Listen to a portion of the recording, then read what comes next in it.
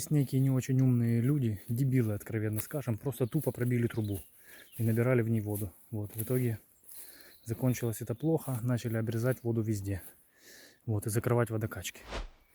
Я знаю, что в комментариях просят иногда показывать фон в Припяти. Вот здесь, как видите, нули. Это детский садик, недалеко от центра Припяти, в принципе. Недалеко от 16-этажек. Я покажу, на карте поставлю. Вставку сделаю, чтобы было понятнее. Видите, нули. Абсолютные нули. Причем это модифицированная Белла, непростая. Она ловит и бету, и гамму. Вот, но как бы много мест в Припяти, где ноль радиация. Просто ноль.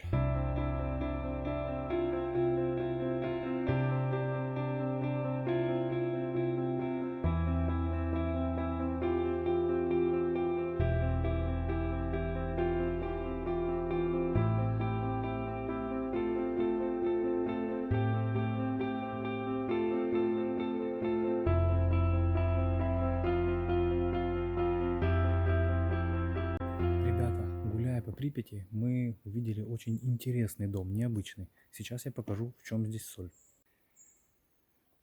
Как видите, это дом определенного типа. Он отделан мозаикой, фасад его, и он плавно переходит в другой дом, который уже совершенно другого типа. Один подъезд. То есть, по идее, это как бы все один дом считается. Но по факту это совершенно две разных типа постройки. Вот видите? По планировке, по всему. И вот тут же он переходит дальше, продолжается, в такой же дом, как и первый. Тоже с мозаикой. Немножко увеличим. Да, вот мозаичку видно. И интересно мне зайти внутрь. Я думаю, обязательно нужно это совершить. Причем интересно зайти именно в этот подъезд. Ай, чуть себе ногу не пробил вот этой хреновиной.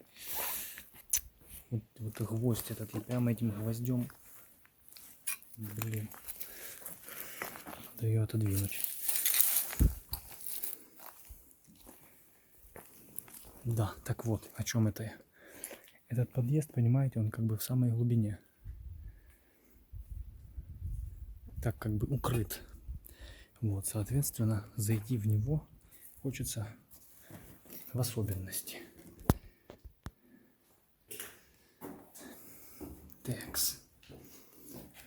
Текс.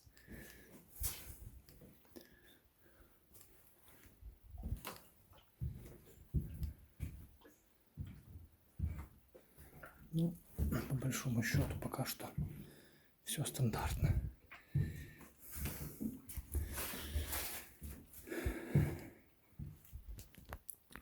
Стандартная квартира. Ничего необычного. Однокомнатная ванна. Ванна, кстати, неплохо сохранилась. Смотрите. Ванна, краска практически вся целая. Полочки все на месте. Единственный бачок над унитазом разбили. Но что ж уже поделаешь.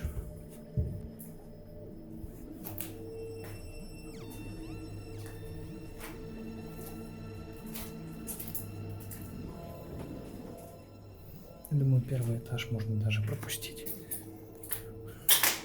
На первом этаже никогда ничего интересного не бывает. Хотя, может быть, я не прав. Зацените, обалдеть вообще.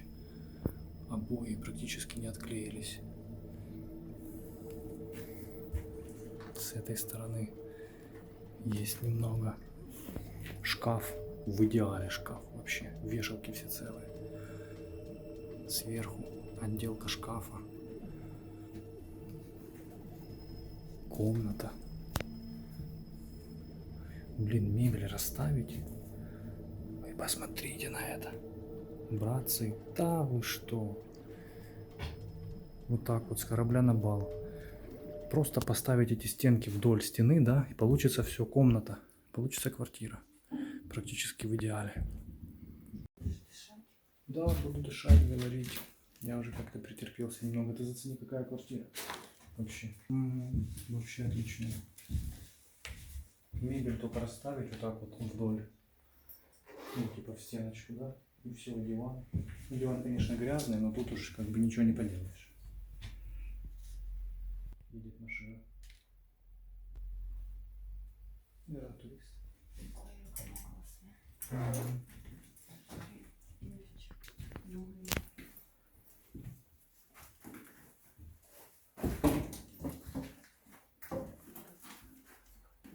Лена говорит вот про это вот окно. Такое. Вот, обратите внимание, тоже какой стенной шкаф. Отлично тоже сохранился. Ну, конечно, не обошлось без царапины. Но все же. Я прям от этой квартиры в восторге и изумлении. Ну, здесь, к сожалению, вообще ничего нет. Ни в одной комнате, вот, ни во второй. Все довольно грустно здесь выглядит. Причем, что интересно, ванну отсюда вытащили. И ванну, и умывальник, вот видите, вытащили. А кафель практически весь целый, кроме вот этого вот участка. Кстати, ребята, вот видите, сзади меня отодвинутый шкаф. Вот как вы думаете, зачем эти шкафы двигали? Вот напишите в комментариях. А пока вы это делаете, я скажу вам свою версию. И я скажу, что эта версия, 99%, ну, как правило, правда. Шкафы отодвигали мебель от стен для того, чтобы посмотреть, что же советский гражданин, какие сбережения прятал как бы в закромах. Вот, потому что советские люди нередко делали именно так. Зацените, ребята, еще одна квартира в этом же доме, в этом же подъезде. Вот смотрите, какая кухня. Вот просто поставить мойку вот сюда и придвинуть плиту на место, и все. И вообще можно больше ничего не делать. Можно столик поставить. И будет идеальная советская кухня. Ну, как бы идеальная, обычная. Согласись, да, Лена? Вообще. Вот тут термометр висел, а? Да, вот посмотри. Просто поставить ее по местам и все. И столик поставить в угол. Ну, холодильник, понятно. На это рассчитывать не стоит.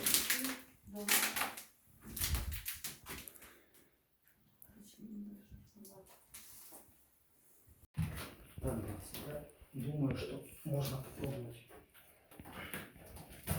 Короче, попробую придать немножко божеский вид данному месту.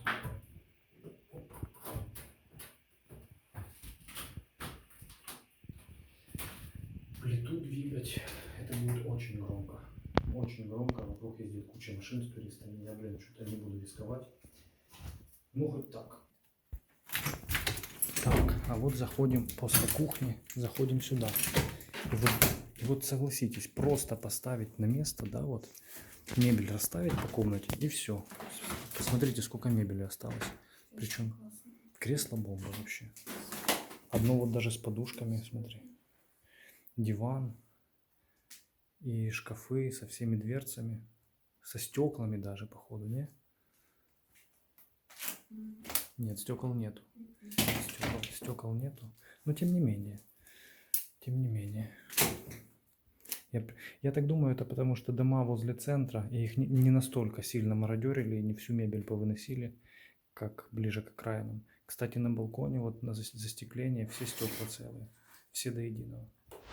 Офигеть вообще. Ребята, вы только посмотрите, какая, плитка здесь обалденная. Вот такая вот плиточка, да? Просто супер. И висит шкафчик кухонный. Но я его открывать не буду, он так висит, кажется, что сейчас упадет. Он как бы, видите, вот перекосило его немного. Смотрите, наклейки от вина. Старый замок. Вон еще какой-то.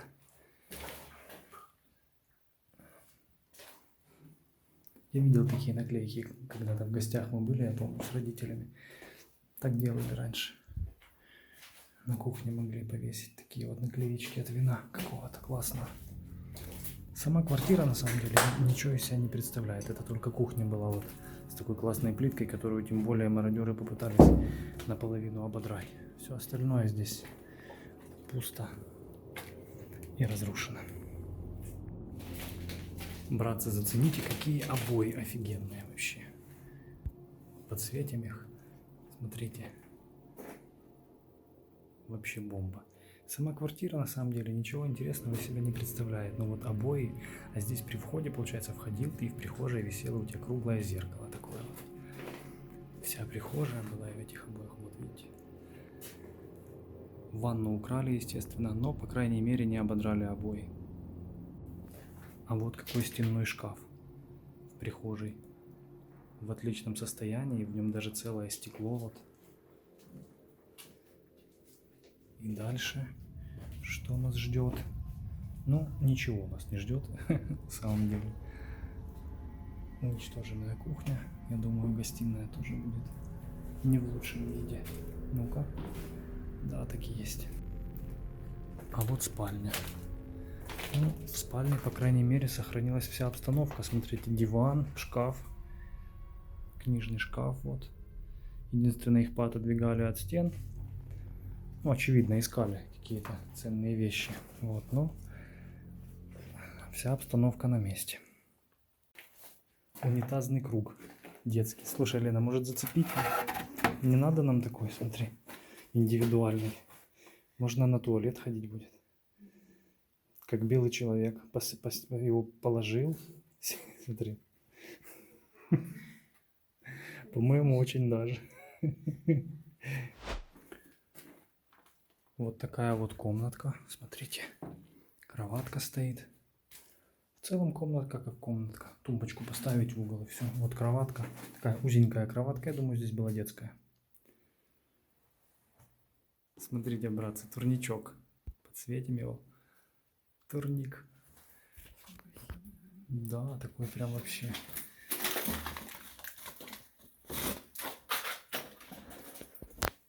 Турник. Так.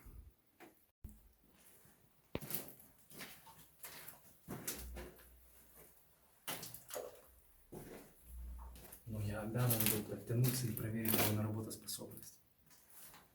Вот еще одна пустая кухня. Но в ней трогательным является, пожалуй, именно вот этот календарь на стене с памятной датой 1986. Видите? Календарь 86 года. И как бы, ну понятно, почему не 87-го, да? Можно дальше не продолжать.